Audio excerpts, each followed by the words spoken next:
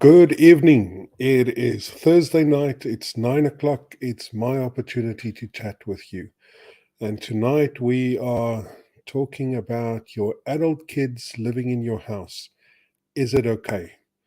And hopefully, you know what this is about. You understand the challenges. I'll illustrate some of it in a moment's time, but I'm going to try and give you a short answer to a very long question, to a very complicated question, as I normally do in this series. But before we get to that, uh, I just want to say thank you for you, for your support, for every comment, every time you like and share, and if you would be so kind as to like and share this broadcast, it makes it worthwhile to get it to as many people as possible.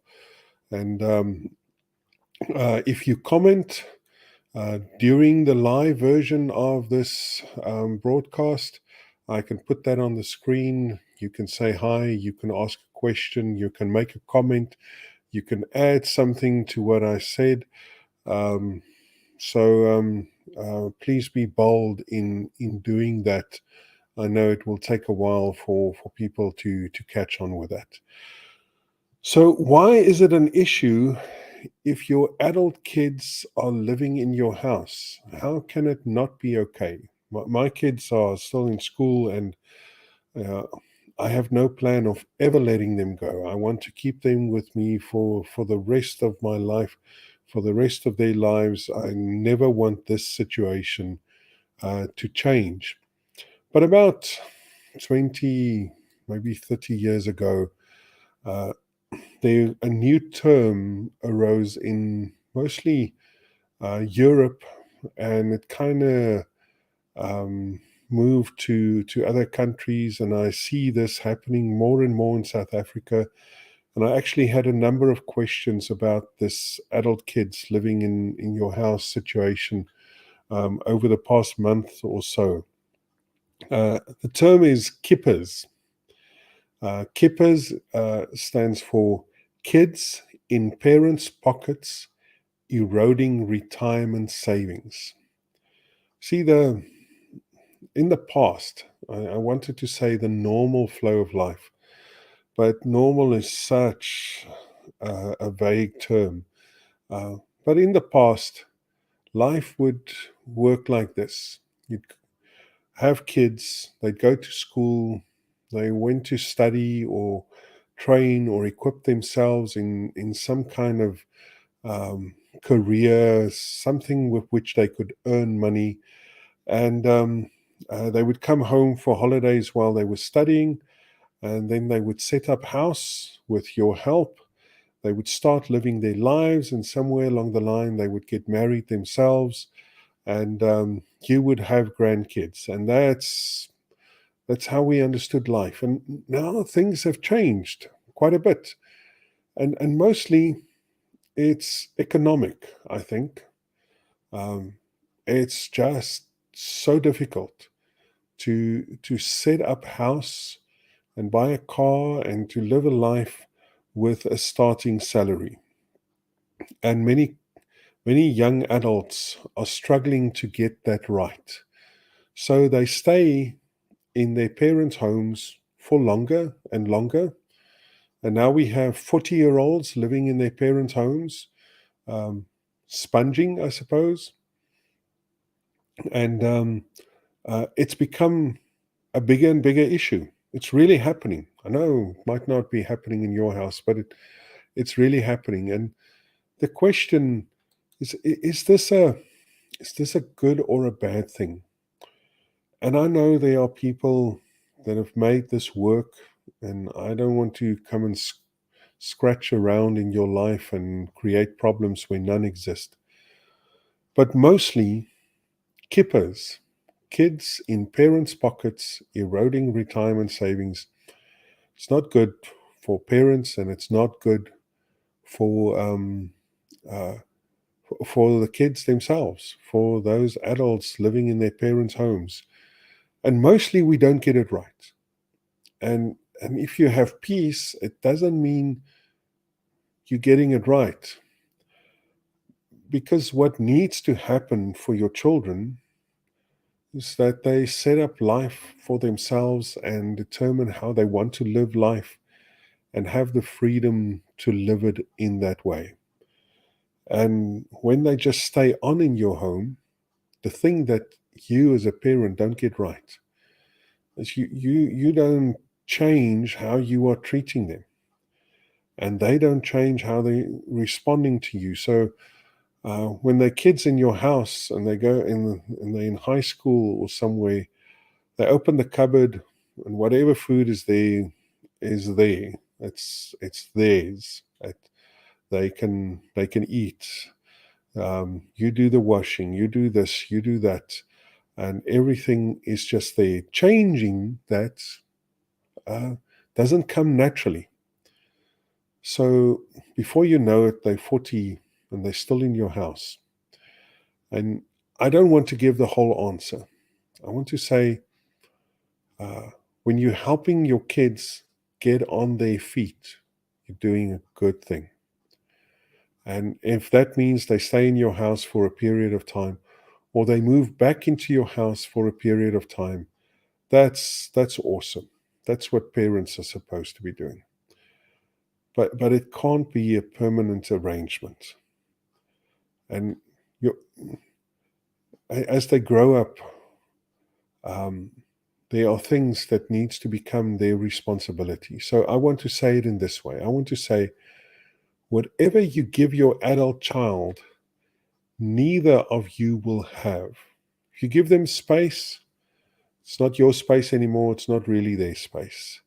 If you give them room and board, it's not really your room. It's not your room at all anymore. It's not really their room. If you, whatever you do for your adult child, it's not yours anymore, and it's not really theirs. Uh, there, there's a there's a different phenomenon with young people having no ambition. And if you provide a bed and Wi-Fi, and they have a computer and a phone and some chips to eat while they're watching Netflix, they're happy. And that's a different discussion, and there's really nothing good about that, and they just need to be launched into life.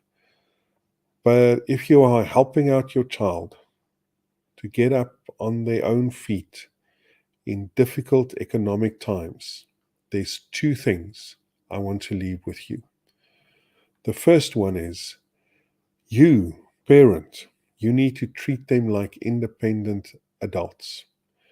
If they are adults, then you can't make rules about what time they come in, how they're supposed to live, how they're not supposed to live.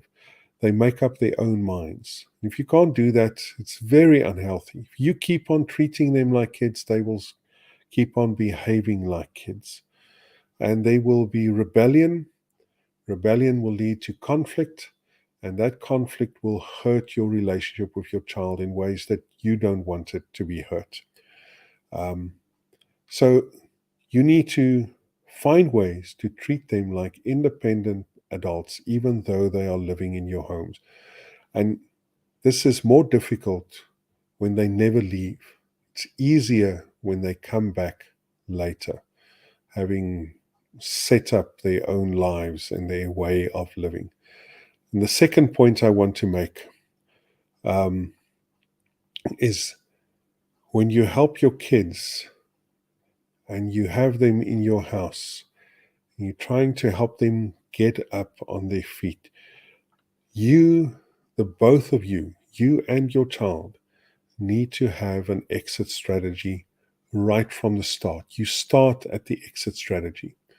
We're going to do this. We're going to live in this way. We're going to help you in this way. Um, and this is what we're going to accomplish, and this is how it's going to end. You need to have an exit strategy. An exit will not happen by chance. It will not just come about one day. It needs to be a discussion. There needs to be a plan, And the most significant help you can give your child in a season like that is to help them get up on their feet. You know what happens? You accommodate them, and there's a whole bunch of costs that's not yours, or not theirs anymore. So they don't have to worry about rent or washing or whatever. Um, and they save money. So they have money for an overseas trip. They have money for a new car. They have money to do something very nice. And you don't have that money. Um, and they shouldn't have that money. They should be setting up their own lives. And maybe then it's in your hand to give them that overseas trip or that car or whatever that might be. But they need to set up their own lives or they will never grow up. Maturity has got to do with taking responsibility for all your bills, the whole of your life, and making decisions according to what needs to happen. Um, it's mostly not a good thing. It can be a great thing if you have a strategy, an exit strategy. There's an end to it. Um, and if you have the ability to let go and let them live the lives of adults and take the responsibility and the consequences of their choices. Uh, Otherwise, you're holding them back. It's not healthy for you. It's not healthy for them. Um, Make sure there's an exit strategy. Sometimes there's a natural flow towards it. Other times you need to sit down and plan it, strategize, and help them mobilize that plan, execute that plan. Okay, so that's my story for tonight. Got two quick announcements. The one is on this channel, there will be a live interview with Angus Buchan on the 19th of September about an upcoming event. And I hope you'll be able to join us. And then there's a free workshop by Sexuality Matters that's coming up. And I would love it if you could join that free workshop on Zoom. It will be very, very beneficial. I'm passionate about Andre Webster's work, the effect, the impact of this ministry called Sexuality Matters. Um, and you should definitely participate in this opportunity. It's free. And in the comments now, you will find the link where you can register for free. So please make sure that you do that and that you register for free. Thank you so much. Have a great evening.